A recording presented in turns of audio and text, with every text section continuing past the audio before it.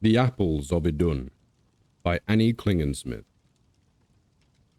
Once Odin and Loki were traveling together. They came to a field where a herd of black-horned oxen were grazing.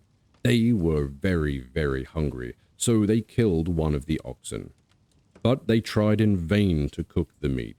It stayed raw, despite the hottest fire they could make. A huge eagle flew to a tree near them and called, "I will make the fire burn if you promise to share it with me." The gods were so very glad to do anything that would help them give them food, so they promised to share with the eagle. In a short time the meat was cooked. The eagle swooped down and laid hold of half of it. Loki was furious and struck the eagle with a pole. To his surprise, the pole stuck fast and he could not let it go.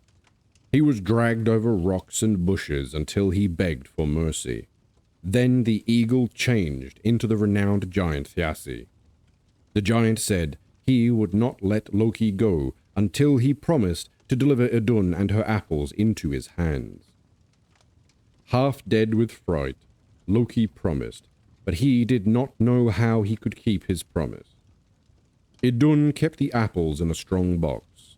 Every day she gave some of them to the gods.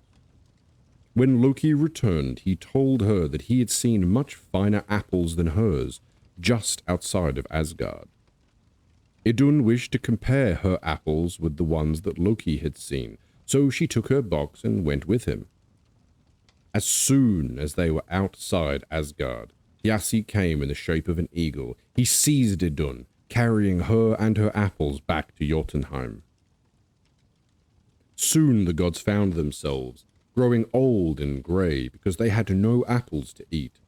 When they inquired, they found that Loki was at the bottom of the mischief as usual. The gods promised to kill Loki if he did not bring back Idunn and her apples.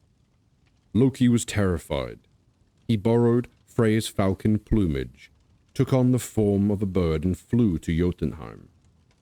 Æsir was out fishing, so Loki took the chance and changed Idunn into a nut, and flew back to Asgard with the nut between his claws.